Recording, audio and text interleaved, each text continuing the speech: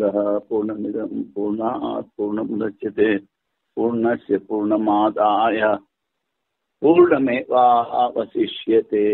ఓం శాంతి శాంతి శాంతి. శంకరం శంకరాచార్యం కేశవం బాదరాయణం సూత్రభాష్యకృతౌ వందే భగవంతౌ పునః పునః. ఈశ్వరో గురురాత్మేతి మూర్తిభేద విభాగినే వ్యోమవద్వ్యాప్తదేహాయ దక్షిణామూర్తయే నమః. ఓం శాంతి శాంతి శాంతి. జ్యోతిశ్చరణాధికరణము ఇందులో ఒక సూత్రం అయింది, ఇంకా 2 సూత్రాలు ఉన్నాయి. ఈ జ్యోతి పరబ్రహ్మమే, సూర్యచంద్రాదులు కాదు అని చెప్పారు. అదే ఇక్కడ మళ్ళీ చెప్తారు. భూతాది పాద వ్యపదేశోపపత్తేశ్చైవం. భూతాది పాద వ్యపదేశ ఉపపత్తేశ్చ ఏవం. ఇది పదచ్ఛేదము. అంటే బ్రహ్మకి 4 పాదాలు ఉన్నాయని చెప్పారు. ఆ 4 పాదాల్లో భూతాది పాదం అంటే గాయత్రికి 4 పాదాలు చెప్పి ఈ భూతాలన్నీ దానికి ఒక పాదం అని చెప్పారు. కనుక ఇది బ్రహ్మ పాద వ్యపదేశ పాదాన్ని చెప్పారు. కనుక ఈ తర్కం ఉపపత్తేశ్చ ఏవం చ ఏవం. మరి ఈ ఉపపత్తేశ్చ చకారం ఎందుకు చెప్పారు అంటే చకారం ద్వారా బ్రహ్మపరముగా పురుషోక్తంలో చెప్పుడం కూడా ఇతడ బ్రహ్మ ప్రసంగమే. గాయత్రి పాదాలు చెప్పారు, ఒక పాదంలో భూతాలన్నీ చెప్పారు. మళ్ళీ చకారం చెప్పడం వలన పురుషోక్తంలో కూడా బ్రహ్మ ప్రసంగమే.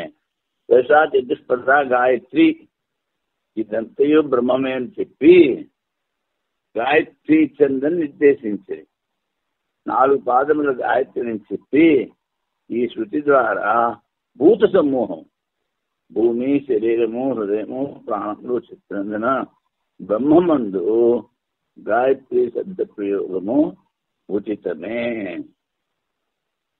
అక్షర సమూహమైన గాయత్రి ఛందస్సందు భూతాదుల పాద ఉపదేశం యుక్తి సంగతం కాదు.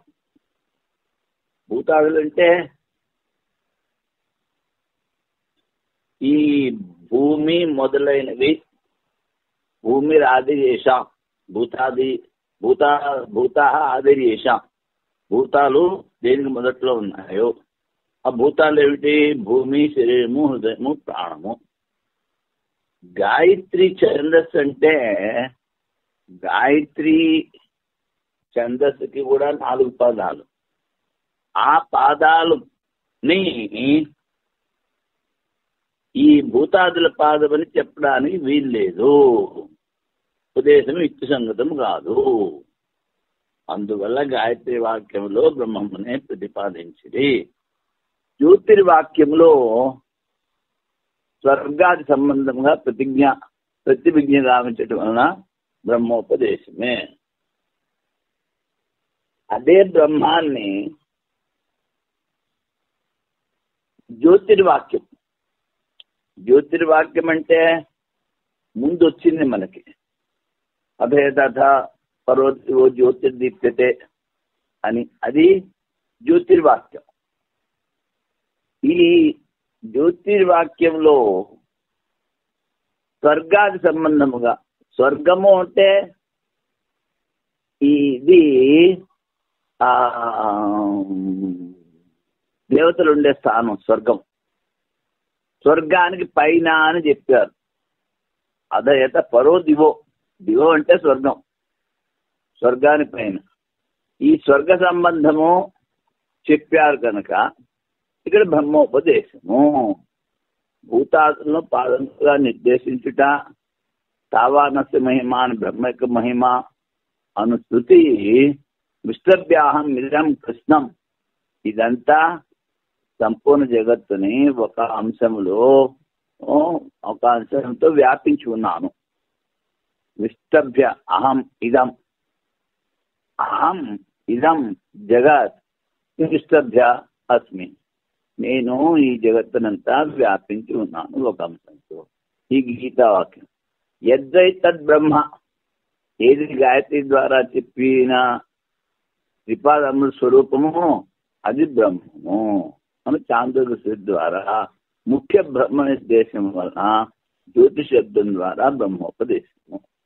వాడు గాయత్రి ఛందస్సు గాయత్రి అంటాడు, అది కాదు నాయన. గాయత్రికి ఉన్న 4 పాదాల్లో ఈ భూతాదులు, ఈ ఐశ్వర్యము, ఇదంతా ఈ ఛందస్సు జగత్తంతా వ్యాపి ఉండలేదు. అందుకని ఇక్కడ ఛందస్సు అంటే అది బ్రహ్మోపదేశము. ఉపదేశ భేదాన్ని ఉభయస్మిన్ అపి అవిరోధాత్. మళ్ళీ పూర్వపక్ష అంటాడు, ఉపదేశము లో భేదం కనిపిస్తోంది.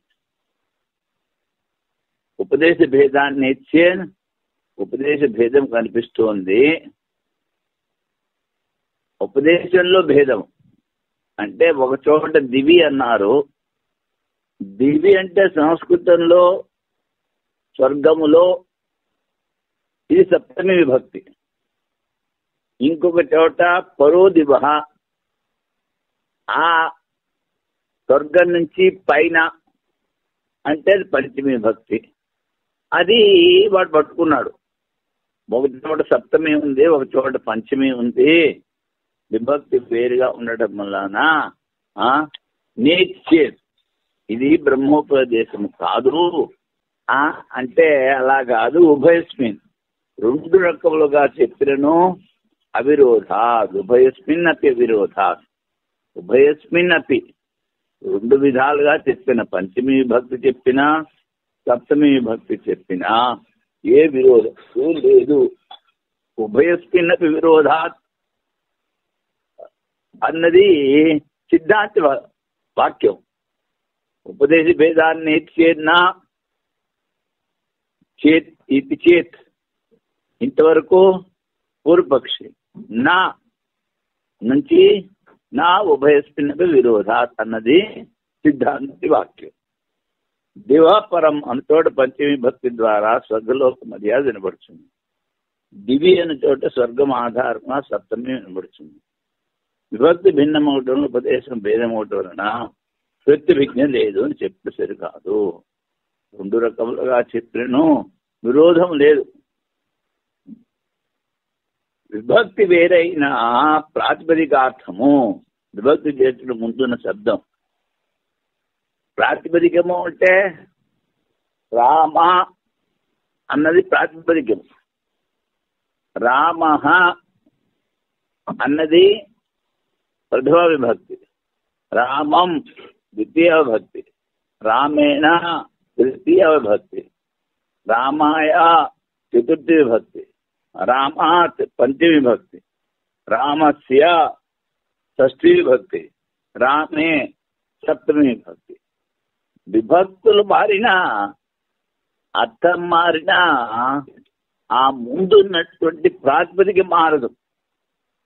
ప్రాతిపదికం అంటే ఆ విభక్తి చేర్చడానికి ముందున్న పదం, అది మారదు. ఎలాగా అంటే వృక్షాగ్రమున ఉన్న గద్దను వృక్షాగ్రమున గ్రద్ద లేక వృక్షాగ్రము పైన గ్రద్ద అని చెప్పినా తేడా లేదు. చెట్టు కొమ్మ మీద ఉంది, అది చెట్టు కొమ్మ చివరన ఉంది, ఆ చెట్టు కొమ్మ మీద ఉంది అని 2 రకాలుగా చెప్పినా తేడా ఉండదు.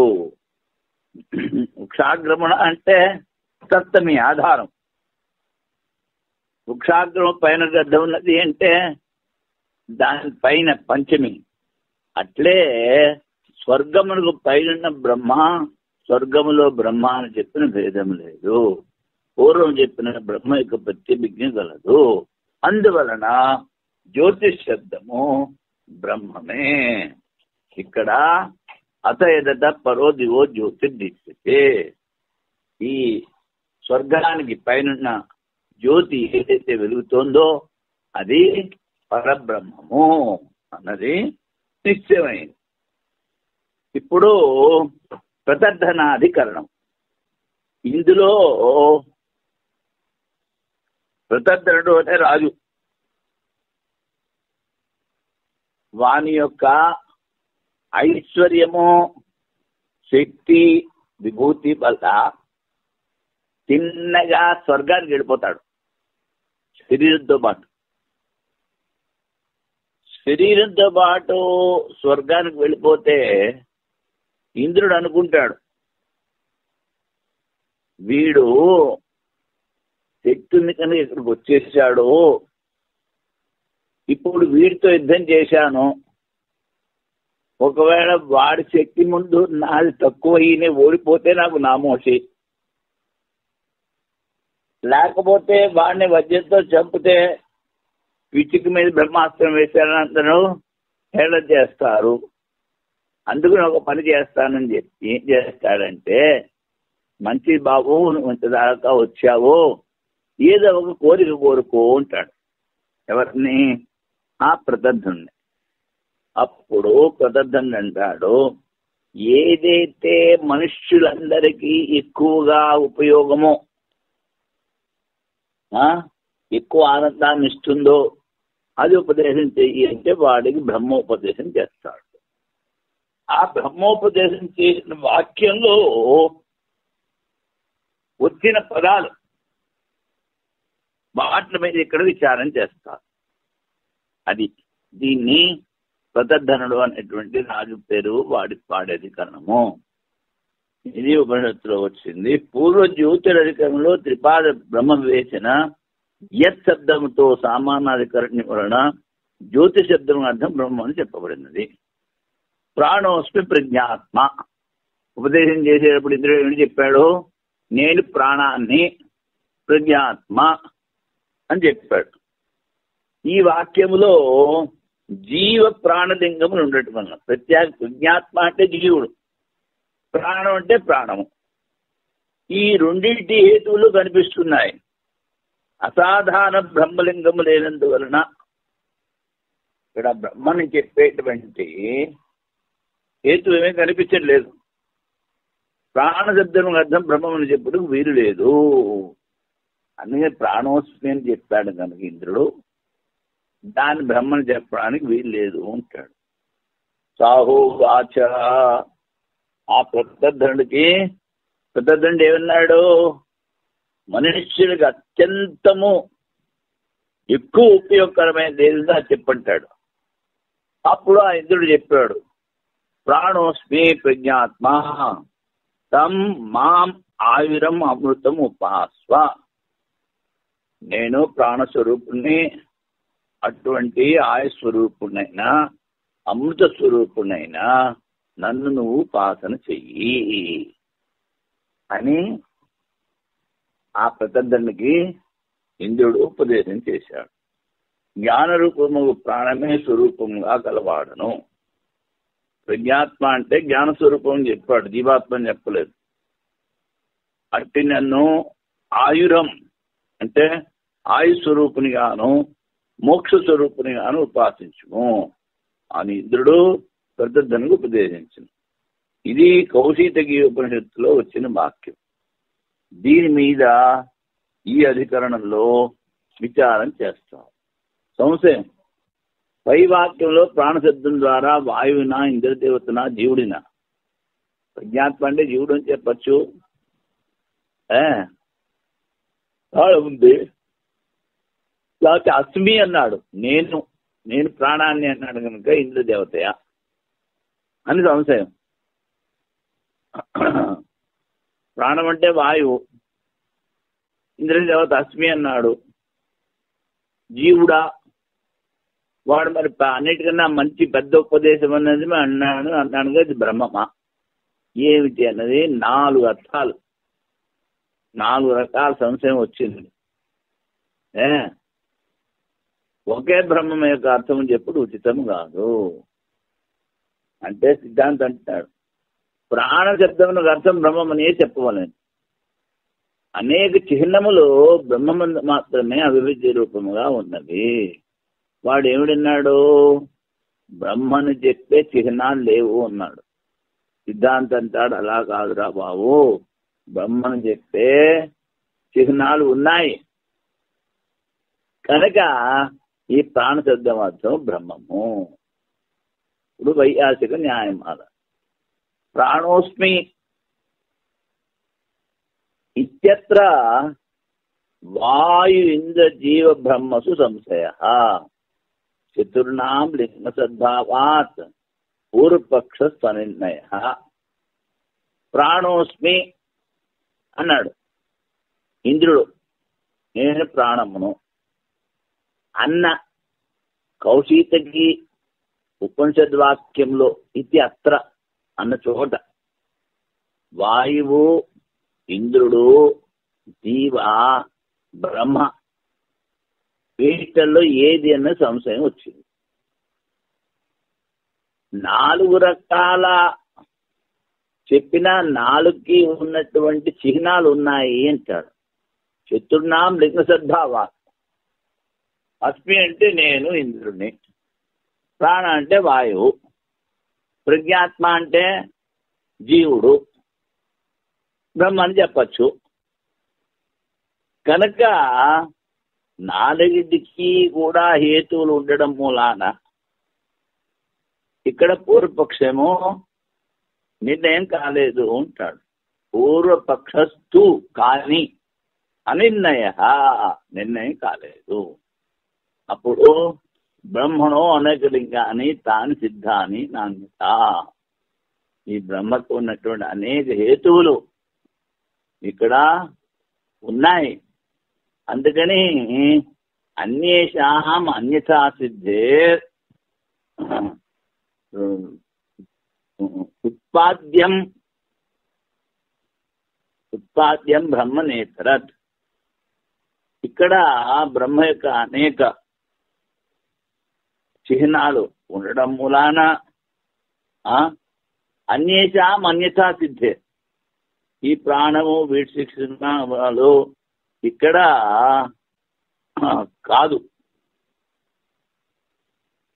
ఎందుకని? ఇక్కడ ప్రసంగం కాదు.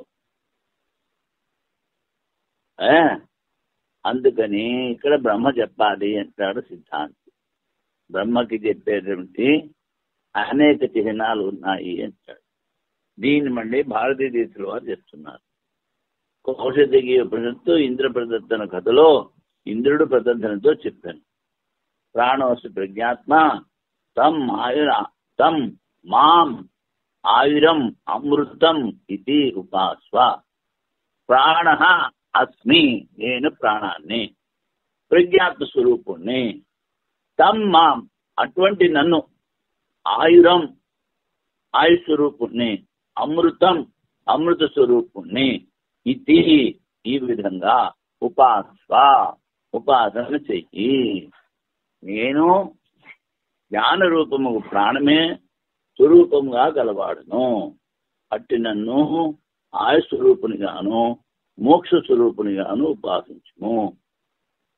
అతడ 4 రకముల చిహ్నములు ఉండటం వలన 4 ప్రకారం సంశయము.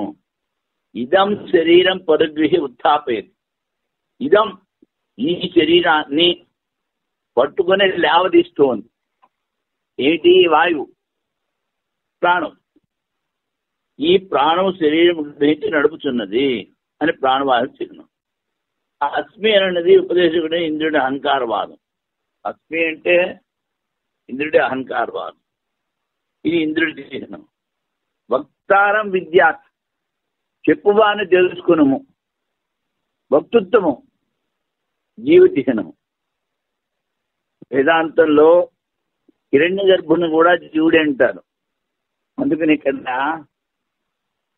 ఇంద్రుడు కూడా జీవుడే. ఆనందో అజరో అమృత, అది జీవచిహ్నము. ఆ తర్వాత వచ్చింది ఆనందము, అజరము, వృద్ధాప్యం లేదు, అమృత స్వరూపము, ఆనంద స్వరూపము, వృద్ధాప్రహితము, అమరణ ధర్మము అని బ్రహ్మ చెప్పింది. ప్రబల దుర్బల వివేకం లేనందున నిర్ణయం కాలేదని పూర్వపక్షం. ఏ చిహ్నాలలో ఎక్కువ బలం ఉంది, ఏ చిహ్నాల్లో తక్కువ బలం ఉంది, అది నిర్ణయం కావట్లేదు అని పూర్వపక్షం. అప్పుడు సిద్ధాంతం చెప్తున్నాడు, బ్రహ్మ చిహ్నములు అనేకములు ఉన్నవి. ముందేమిటి? త్వమేవ మే వృణీష్వ యం తం మనుష్యాయ హితతమం మన్యసే. హితం, హితతరం, హితతమం, అది గుడ్, బెటర్, బెస్ట్, సూపర్లేటివ్ అన్నమాట. హితతరం అన్నది, హితతమం అన్నది అన్నిటికన్నా ఎక్కువ హితమును కలిగించేటువంటిది ఏదైతే ఉందో మనుష్యాయ, మనుషులకి నువ్వే నాకు, త్వమేవ నువ్వే నాకు, వృణీష్వ నువ్వే చెప్పు, త్వం యం మనుష్యాయ హితతమం మన్యసే, మనుష్యులందరికీ అత్యంతము ఉపయోగకరము, అత్యంత ఆనందాన్ని ఇచ్చేది ఏదైనా దాని గురించి చెప్పు ఉంటాడు. ఎవడో ప్రతద్ధనుడు. మనుష్యులకు పరమపురుషార్థం, ధర్మ అర్థ కామ మోక్షములు పురుషార్థాలు ఉంటారు. అందులో మోక్షము అన్నిటికన్నా పెద్దది, ఎక్కువగా ఉన్నది. అందుకని పరమ పురుషార్థం అంటారు. ఏదియో దానిని నీవే విచారించి నాకు అనుగ్రహించము. ఇది హితతమత్వము, పరమ పురుషార్థ సాధనం బహుచీనం. హితతమత్వము అంటే ఇది పరమ పురుషార్థం, ధర్మార్థ కామాలు కాదు, మోక్షం. యో మాం విజానీయాత్ నాస్య కేనచ కర్మణ లోకో మీయతే నా మాతృవధేన నా పితృవధేన. ఎవరికైతే జ్ఞానం కలిగిందో, ఆ జ్ఞానిలో ఉన్న ఆత్మని తన ఆత్మలాగా ఎవడైతే తెలుసుకుంటాడో, అంటే జ్ఞాని అనుకో, ఆత్మజ్ఞాని. నాస్య కేనచ కర్మణ లోకో మీయతే అంటే ఈ లోకంలో వాణ్ణి ఏ కర్మ ద్వారా కూడా తూచలేము, చెప్పలేము. నా మాతృవధేన నా పితృవధేన, లేకపోతే ఎలాంటి కర్మలు చేసినా వాడికి పాపం అంటారు. ఎంతవరకు? తల్లిని చెప్పినా, తండ్రిని చెప్పినా. యథార్థ స్వరూపం ఎవడెరుగునో అట్టి వాణి మోక్షగతికి ఏ కర్మలు విఘ్నం కానేరు. మాతృహత్య పితృహత్య కానీ భంగము కలిగింపనేరు. అంటే ఎవడికి జ్ఞానం కలిగిందో వాడికి ఏ కర్మ విఘ్నాన్ని చేయలేదు. జ్ఞాన మాత్రమే మహాపాతములు స్పృశింపవు. జ్ఞానాగ్ని దగ్ధ కర్మాణి భస్మసాత్ కుర్తే జినాని గీతలో చెప్పారు. అపి చేత్సు దురాచారో భజతే మామనన్యభాక్ సాధురేవ సమంతవ్య సమ్యక్ వ్యవసితో సా. అప్పిచేత్ సుదురాచారు, ఎన్ని చెడ్డ కర్మలు పాపాలు చేసినా, అపిచే సుదురాచారో భజతే మామనన్య భాక్, ఎవడైతే నన్ను ఏకాత్మ భావంతో భజిస్తాడో, భజతే మామనన్య భాక్ సాధురేవ సమంతవ్య, వాడు పాపి కాదు, వాడిని సాధువు అని చెప్పాలి. అంటే జ్ఞానం ద్వారా మహాపాతకాలన్నీ నశిస్తాయి. జ్ఞానం మాత్రముచే మహాపాతకములు స్పృశింపవు. వీరికి బ్రహ్మచిహ్నము. ఎందుకంటే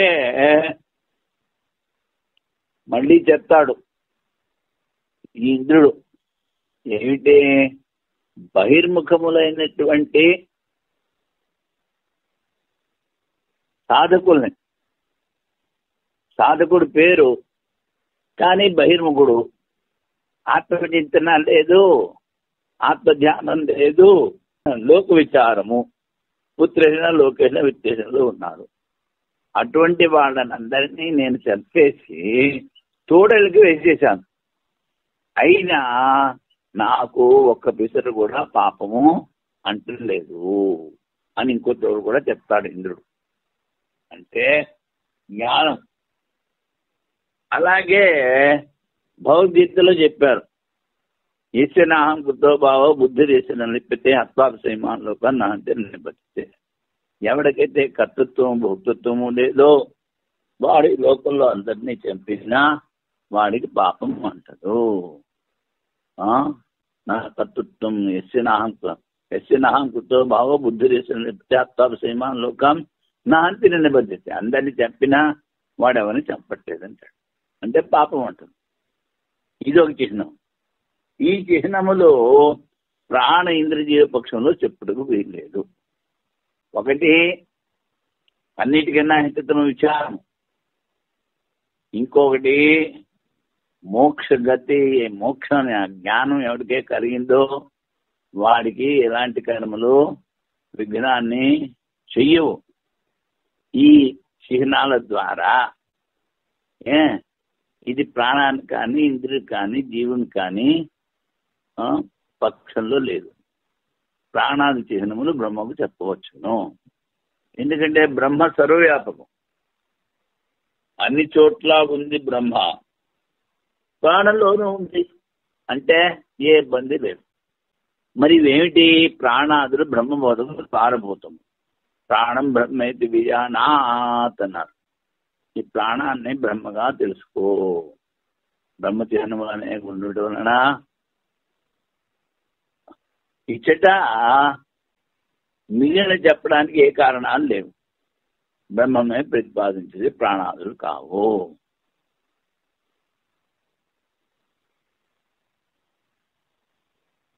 ఇప్పుడు ప్రాణస్తథానుగమా సూత్రం. ప్రాణ శబ్దము బ్రహ్మవాచకము. అదే అర్థంలో మిగిలిన సూత్రులు అనుసరించడం వలన ప్రాణాన్ని బ్రహ్మగా మిగిలిన సూత్రులు కూడా చెప్తాయి.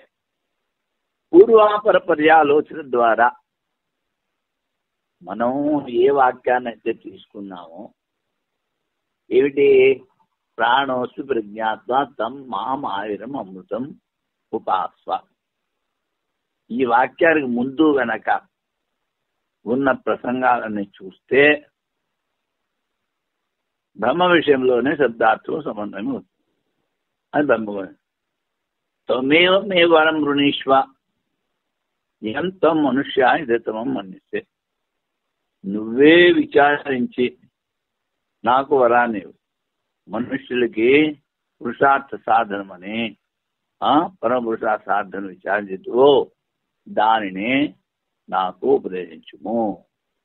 ఇతతమము మనుషులకు బ్రహ్మజ్ఞానం కానీ వేరు కాదు. అందువల్ల బ్రహ్మమే ప్రాణసత్వము. యోమాం వేద నైవతస్య కేచన కర్మణ. ఎవరైతే నన్ను తెలుసుకున్నారో వాళ్ళు నాస్య కేనచన కర్మణ లోకో మీయతే. వారికి కర్మలేపం లేదు. అజరామణులు ముందు చెప్పాడు, ఆనందో అజరో అమృత. కర్మ ద్వారా వాటిలో హెచ్చు తగ్గులు రావు. కర్మ అసంబంధం. అమరత్వము కర్మ ద్వారా వారికి వృద్ధి ఆశములు లేవని చెప్పి అమరత్వం చెప్పి ఇవన్నీ బ్రహ్మపరంగా చెప్పడం వలనే సరి ఉంది. ప్రాణశబ్దము బ్రహ్మపరమే. మామేవ విజాని, నన్నే తెలుసుకును ఉపకరించి. ప్రాణోసు ప్రజ్ఞాత్మ, నేను ప్రాణమును ప్రజ్ఞాత్మను. అహంకార దేవుని ద్వారా ఇంద్రదేవతను చెప్పిది. మరి ఇక్కడ ఇంద్రదేవతను చెప్పారు కదా అంటే అప్పుడు అంటారు, నా భక్తురు ఆత్మోపదేశాది చే అధ్యాత్మ సంబంధ భూమా హ్యస్మిన్. ఇది చేత్ వరకు పూర్వపక్షం. నువ్వు చెప్పిన బ్రహ్మ ఉపదేశం కాదు. భక్తుడు ఆత్మోపదేశాలు ప్రాణోస్మి అని చెప్పే ఇంద్రుడు వక్త తన ఆత్మ గురించి చెప్తున్నాడు. ఇది చేసి అలా అని ప్రశ్నిస్తే అధ్యాత్మ సంబంధ భూమా ఇక్కడ అలా కాదు నాయన, అధ్యాత్మానికి సంబంధించిన ఉపదేశం ఎక్కువగా ఉంది అని జవాబు చెప్తారు. ఇంద్రుడు ప్రతర్ధనికి నువ్వు నన్నే తెలుసుకో అని ఆత్మవిశిష్టమైన శరీరం గేమ్గా చెప్తాను. ప్రాణోసి ప్రజ్ఞాత్మాస్థితిలో ఇంద్రుడే ఉపాసన అది సరికాదు. బ్రహ్మకు ఆనందత్వము అమృతత్వం మొదలకాల అనేక ధర్మాలు చెప్పబడ్డాయి. ముందు వెళ్ళి పరబ్రహ్మ విచారం ప్రాణశబ్దం కాదు, నన్నే తెలుసుకోని ఉపదేశకుని ఇంద్రుడు చెప్పినంత వల్ల అమన అది ఆ పరబ్రహ్మము మనస్సుకి వాణికి దొరకదు. లేకపోతే అందులో మనోవాక్కులు లేవు, బ్రహ్మోపదేశ యోగ్యం కాదు. అందులో వాణి మనస్సులు లేనప్పుడు అందుకని చిన్నగా నువ్వు కొమ్ము పట్టుకుని రావు అని చెప్పినట్టు బ్రహ్మోపదేశం చేయలే. ప్రాణో వైబలం, ప్రాణుని బలరూపముగా చెప్పి బలమునకు దేవత ఇంద్రుడు వారినే ప్రాణశబ్దంతో చెప్పిన విరోధము లేదు. ఇంద్రుని జ్ఞానము అప్రతిహతము కనుక ప్రజ్ఞాత్మాన్ని ఇంద్రుని చెప్పవచ్చును. పూర్వపక్షము సిద్ధాంత సమాధానం. అధ్యాత్మ సంబంధ భూమా యస్మిన్, అధ్యాయములో ప్రత్యేగాత్మ సంబంధించిన ఉపదేశం అనేకంలో గలవు. అందుకని నువ్వు చెప్పింది ఏది సరికాదు అని సిద్ధాంతం చెప్తాడు. అప్పుడు మళ్ళీ అడుగుతాడు, ఉపదేశకునే ఆత్మోపదేశం ఎట్లు ప్రాణోస్మి అన్నాడు కదా, నన్నే ప్రాణంగా తెలుసుకున్నాము, అది యుక్తి సంగతం ఎలాగవుతుంది అంటే శాస్త్ర దృష్ట్యాతో ఉపదేశో వామదేవాత్. దానికి సమాధానంగా ఈ సూత్రం చెప్తారు. ఏంటి? వామదేవుడు అహం మనురహం అన్నాడు. అహం మనురభవం సూర్యస్య. వామదేవుడికి ప్రారంధం కొంచెం ఉండిపోయింది. అది తల్లి గర్భంలో 5-6 నెలలుంటే ఆ ప్రారంధం తీరిపోయింది. ఆ ప్రార్థన తీరిపోయిన తర్వాత తల్లి పొట్టలో ఉండే అరవడం మొదలుపెట్టాడు. నేను మనువుని, నేను సూర్యుడిని, నేను చంద్రుడిని, నేనే సర్వాత్మ అని. అది మరి నేను అన్నాడు కదా, నేనంటే వామదేవుడు సూర్యుడు అవుతాడా, వామదేవుడు బ్రహ్మ అవుతాడా? అది బ్రహ్మ దృష్టితో ఇదంతా నేనే అధిష్టానము, నాలోనే అంతా ఉంది అని చెప్తారు. అదేవిధంగా దాన్ని శాస్త్ర దృష్టి అంటారు. కానీ శాస్త్ర దృష్ట్యా ఉపదేశ ఏ విధంగా అయితే వామదేవుడు చెప్పాడో అదేవిధంగా శాస్త్ర దృష్టితో ఇంద్రుడు ప్రతద్ధనుడికి ఉపదేశం చేశాడు. కనుక ఇక్కడ బ్రహ్మోపదేశమే. వామదేవ చతుర్దేవుల వల్ల ఇంద్రుడు కూడా బ్రహ్మజ్ఞాని. ఇందులో అందరు ఇంద్రులు బ్రహ్మజ్ఞానులు కారు. ఎందుకంటే బ్రహ్మగారి ఒక రోజులో బ్రహ్మగారికి ఎన్ని రోజులు అంటే సహస్రేక పర్యంతం మహర్యద్ బ్రహ్మణో విదు. ఈ మహాయుగాలు అన్ని కలిపితే మహాయుగం అంటారు. సత్యయుగము, కృతయుగము, ద్వాపరయుగము, కలియుగము అన్ని కలిపితే ఒక మహాయుగం అంటారు. అలాంటి మహాయుగాలు 1000 తిరిగితే బ్రహ్మగారికి పగలు అంటే 12 గంటలు. అలాగే రాత్రి.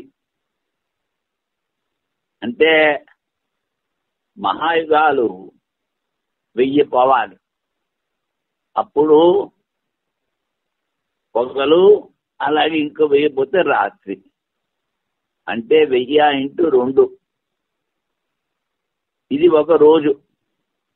అలాగే 365 సంవత్సరాలు, ఒక సంవత్సరానికి రోజు 1000 × 2 × 365 × 100. బ్రహ్మగారికి 100 ఏళ్ళు. ఇప్పుడు నువ్వు లెక్క కట్టుకో, 4,32,000 సంవత్సరాలు కలిగానికి 43,020 ఒక మహాయుగానికి. అంటే 43,020 × 1000 × 2 × 365 × 100. అది బ్రహ్మ ఆయుష్. కానీ ఒక రోజులో, బ్రహ్మగారి ఒక రోజులో 14 మంది ఇంద్రులు మారుతారు. అందులో ఎవడో ఒకడు యమధర్మరాజు ఉన్నాడు, అలాగే వాళ్ళు మారుతూ ఉంటారు. ఒక యమధర్మరాజు శ్వేతకి చెప్పాడు, వాడికి ఉపదేశం చేశాడు. అలాగే ఒక ఇంద్రుడు, అందరి ఇంద్రులు జ్ఞానులు కాదు, ఎవడో ఒకడు ఉంటాడు. అలాగా ఈ ప్రతద్దరుడు ఎప్పుడు ఇంద్రుడు జ్ఞాని కనుక వాడు ఇలాగ ఉపదేశం చేశాడు. ఇంద్రుడికి నేను పరబ్రహ్మనని జ్ఞానం కలదు. ఆ బ్రహ్మ దృష్టితోనే మామయ్య విజ్ఞానానికి నేను బ్రహ్మరూపంలో ఉన్నాను, నన్నే తెలుసుకొని చెప్పాడు. ప్రాణోస్మరణ చోట ప్రాణము బ్రహ్మమే. ఉపదేశకుడైన ఇంద్రుడు నన్నే తెలుసుకును. ఆమె పరం బ్రహ్మేది శాస్త్ర దృష్ట్యా బ్రహ్మాత్మానం పశ్యేన్ నే ఉక్తం. ఈ శాస్త్ర దృష్టితో నేనే బ్రహ్మనని చూడు. పశ్యన్నేవ ఉక్తం. అలా చూస్తూ నేనే బ్రహ్మనని అనుభవిస్తూ ఉపదేశం చేశాడు. నన్నే పరబ్రహ్మనని శాస్త్ర దృష్టితో, తననే బ్రహ్మ దృష్టితో చూస్తూ ఉపదేశం. పశ్యన్ అంటే చూస్తూ. వామదేవుడికి శాస్త్ర దృష్టితో అహం మనురభవం సూర్యస్య. నేను మనువుని, నేనే సూర్యుని అన్నాడు. సర్వాత్మను అనుభవించుతూ చెప్పాడు. ఎలా చెప్పాడు? సర్వాత్మ భావాన్ని అనుభవిస్తూ. ఆ విధమునే ఇంద్రుడు చెప్పాడు. ఈ ఉపదేశం బ్రహ్మపరమే. అధ్యాత్మ సంబంధం కనపడినను దేవాత్మ అయిన బ్రహ్మోపదేశం గోచరించడం లేదు అంటాడు. సరే, బాగానే ఉంది, కానీ ఆ బ్రహ్మోపదేశం కనిపించట్లేదు అంటాడు. పరబ్రహ్మ గురించి చెప్పుడు లేదు అని మళ్ళీ పూర్వపక్షం. అప్పుడు చెప్పారు, జీవ ముఖ్య ప్రాణలింగాన్ని ఇచ్చే నా ఉపాసా త్రైవిధ్యాద్ ఆశ్రితత్వాన్ ఇక తద్ జీవగా. అది జీవ ముఖ్య ప్రాణ లింగాత్ నేతి చేత్. ఇక్కడ జీవుని చిహ్నములు, ముఖ్య ప్రాణ చిహ్నములు కనిపిస్తున్నాయి కనుక ఇక్కడ బ్రహ్మోపదేశం కాదు. చేత్ అంతవరకు ఉపాసా త్రైవిధ్యా. అరే బాబు, వాడు ఒక ఉపదేశం అడిగాడు, నువ్వు వాడికి ఇది జీవ చిహ్నము కనుక జీవుని ఉపాసన చెయ్యి, ప్రాణోస్మి అస్మి అన్నాడు. ప్రాణముని చెప్పాడు కనుక ప్రాణోపాసన చెయ్యి. తర్వాత ప్రజ్ఞాత్మ అన్నాడు, అందుకని వాడికి ఆ జీవ రూపంలో ఉన్న ఇంద్రుడిని ఉపాసన చేయని చెప్పు. మళ్ళీ అజరో అమరో అమృత అన్నాడు, బ్రహ్మ ఉపాసన చెప్పు. ఇలా ఒకటి అడిగితే 4 చెప్తే వాడు ఏ ఉపాసన చేస్తాడు? చేతన ఉపాస త్రైవిధ్యా. 3 రకాల ఉపాసన అయిపోతుంది. అందుకని ఏ తద్యోగా ఇక్కడ ఈ ప్రాణాన్ని బ్రహ్మపరంగా స్వీకరించడంలో బ్రహ్మోపదేశం అవుతుందిరా బాబు అని చెప్తారు. జీవ ముఖ్య ప్రాణహేతువులు కనబడటం వలన జీవుడు ముఖ్య ప్రాణం, ప్రాణవస్తు ప్రజ్ఞాత్మ, బ్రహ్మపరం కాదని అవడో పూర్వపక్షం. 3 రకముల ఉపాసన స్వీకరించవలేను. బ్రహ్మలింగం వల్ల ప్రాణశబ్దమును బ్రహ్మలింగంగా అంకరించవలన పరమ పురుషార్థము ఇదిలో చెప్పుడే. ఈ ప్రాణాన్ని బ్రహ్మరూపంగా చెప్తే పరమ పురుషార్థం అవుతుంది. వక్తారం విద్యార్థి, చెప్పేవాడిని తెలుసుకుంటే వాడు ఇంద్రుడు. ఉపదేశకుని వాక్యము ఇది జీవలింగం అంటాడు. ఇదం శరీరం పరిగృహి ఉత్థాపతి, శరీరం పట్టుకుని లేవనెచ్చుని ఇది ముఖ్య ప్రాణలింగం. లేక ఏదో ఒకదానగా జీవుని లేక ప్రాణం గ్రహించవలను కానీ బ్రహ్మను కాదు అని పూర్వపక్షం. జీవోపాసన, ప్రాణోపాసన, బ్రహ్మోపాసన త్రివిధ ఉపాసన ప్రసంగం వచ్చును. అది అభీష్టం కాదు. మామేవ విజానీహి ప్రాణోస్మి, నేను ప్రాణమును. సయేష ప్రాణేవ ప్రజ్ఞాత్మ, ఆ ప్రాణమే ప్రజ్ఞాత్మ. మళ్ళీ ఏమిటన్నాడు? ఆఖరిలో చెప్పింది వదిలిపెట్టేశాడు. ఆనందో అజరో అమృత. ఇప్పుడు ఆనందము, వృద్ధాప్యరహితము, అమరణ ధర్మము ఇవి ఆత్మకు ఉన్నాయి కానీ ఇంకెవడికి లేవు. ఇప్పుడే చెప్పాను కదా, ఒక రోజులో 14 మంది ఇంద్రులు మారుతారు. అంటే మన ముందు ఒక దోమ అందపక్షం 2-3 రోజులు జీవిస్తుంది. అలాంటిది బ్రహ్మ ముందు ఇంద్రుడు వీడు దోమతో కూడా సమానం కాదనమాట. అందుకని ఇక్కడ బాబు ఇంద్రుడు ఉపాసన కాదు. సయేష ప్రాణ ప్రజ్ఞాత్మ ఆనందో అజరో అమృత. తర్వాత ఇంకోటి ఏమిటంటే డెవిల్ కోటింగ్ ది స్క్రిప్చర్స్ అంటారు. భూతం కూడా తన వాక్యం చెప్పడానికి వేదం చెప్తుంది. అది చిన్న ముక్క పట్టుకుంటే మిగిలినంతా వదిలేస్తుంది. అలాగే పూర్వపక్షం ఏం చేశాడు? అజరో ఆనందో అమృతో అన్న వాక్యం వదిలిపెట్టేశాడు. మిగిలింది పట్టుకుని ముందు దాకా పీకి లాగుతున్నాడు. అది అందుకని ఆనంద స్వరూపము అజరము అమరణ ధర్మము. ఆనంద స్వరూపము అజర వృద్ధాప్యం లేకున్నట్ట అమరణ ధర్మం పరమాత్మ లక్షణం. ఉపక్రమ ఉపసంహారములు ఏకవాక్య బ్రహ్మపరము చెప్పినట్లయితేనే సరేను. అన్యత బ్రహ్మలింగం ప్రాణశబ్దం బ్రహ్మమని అర్థం చెప్తుంది. ఇతట మాత్ర అసాధారణ బ్రహ్మలింగము సంబంధం ద్వారా బ్రహ్మోత్సవం కానీ అన్యార్థం కాదు. ఇది స్పష్టము. ఈ విధంగా ఈ బ్రహ్మసూత్ర హృదయంలో ప్రథమాధ్యాయంలోని ప్రథమ పాదం పూర్తయింది. ఇప్పుడు ప్రథమాధ్యాయంలోని 2వ పాదం, ప్రథమాధ్యాయస్య 2వ పాద. స్పష్ట బ్రహ్మలింగ వాక్యములు మొదటి భాగంలో చెప్తారు.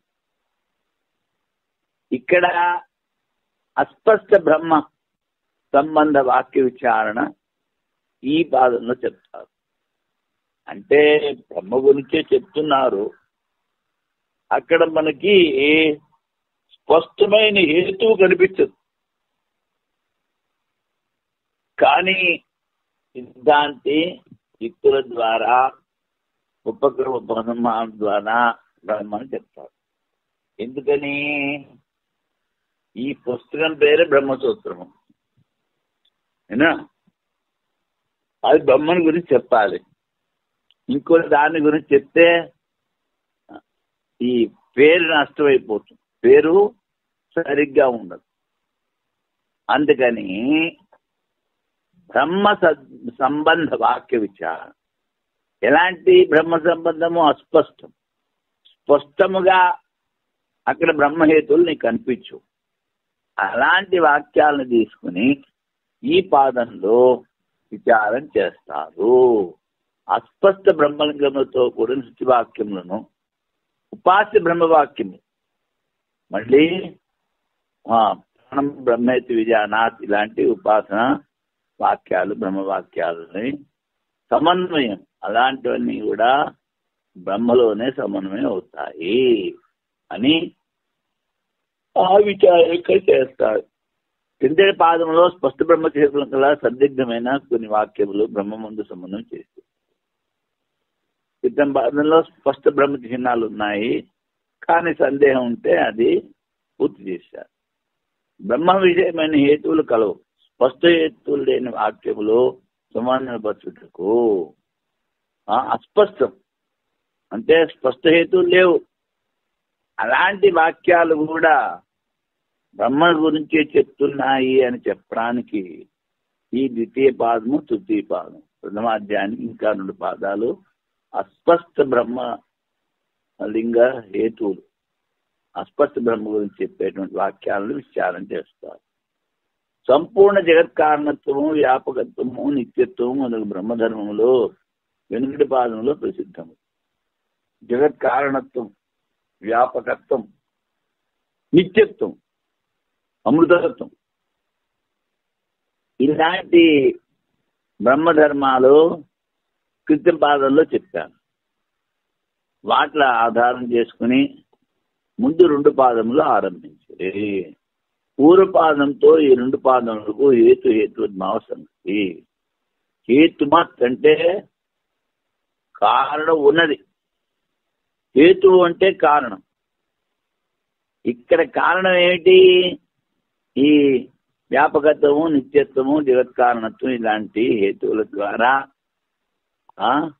ఇది హేతువు కలది అని ఆ హేతువులు ఉన్నాయని చెప్పారు కనుక ఇక్కడ హేతుద్వా సంగతి.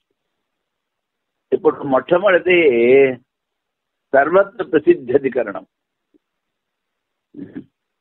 ఇచ్చట మనోమయ ప్రాణ శరీరో భారూప స్పష్ట బ్రహ్మను బోధించడము లేవు. మనోమయము అంటే మనసే పూర్తిగా ఉంది. ప్రాణ శరీరము, ప్రాణమే శరీరంగా ఉన్నది. భారూపము ప్రకాశ స్వరూపము అని శుద్ధివాక్యం. స్పష్ట బ్రహ్మలింగమున్న బ్రహ్మపరంగా చెప్పగలం, లేవిక్కడ బోధించు. అందుకని ప్రత్యుదాహరణ సంగతి.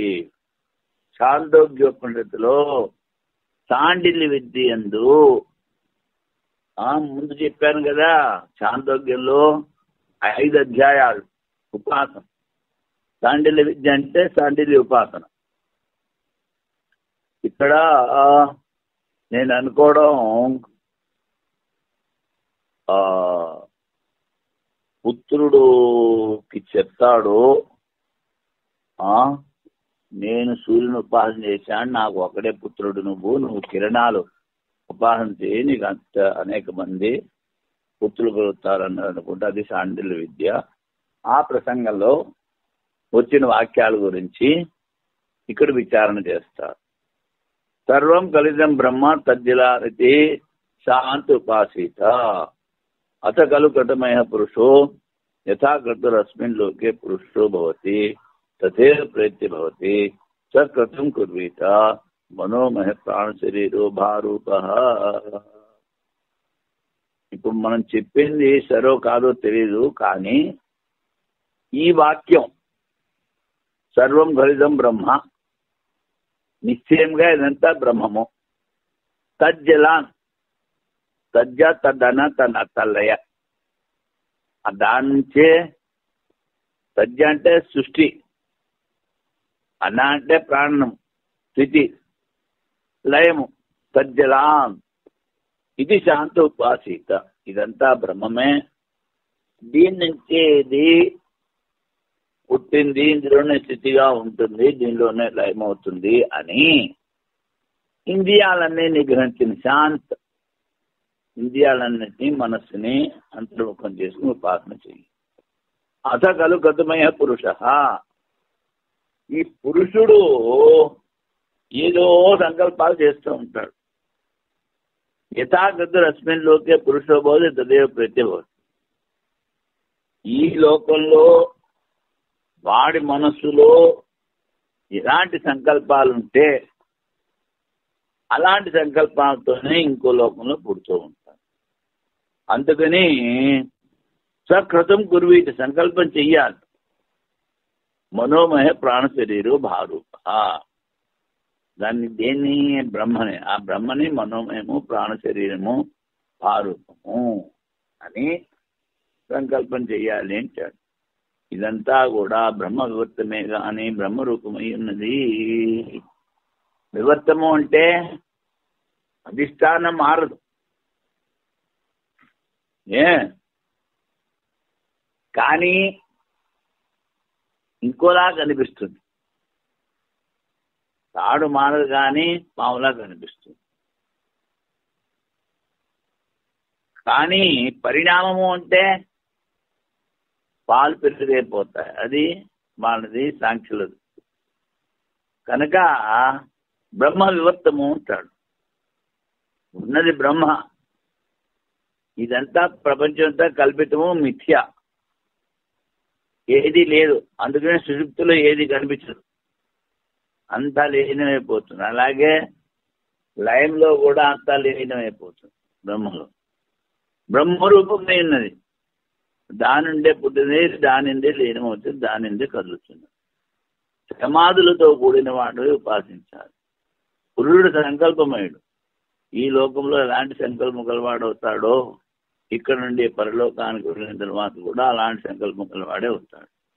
బ్రహ్మ మనోమయము ప్రాణం శరీరంగా గలది ఆరూపం. ఆరూపం అంటే ప్రకాశ స్వరూపం అని మనసులో ఉపాసన చెయ్యాలి.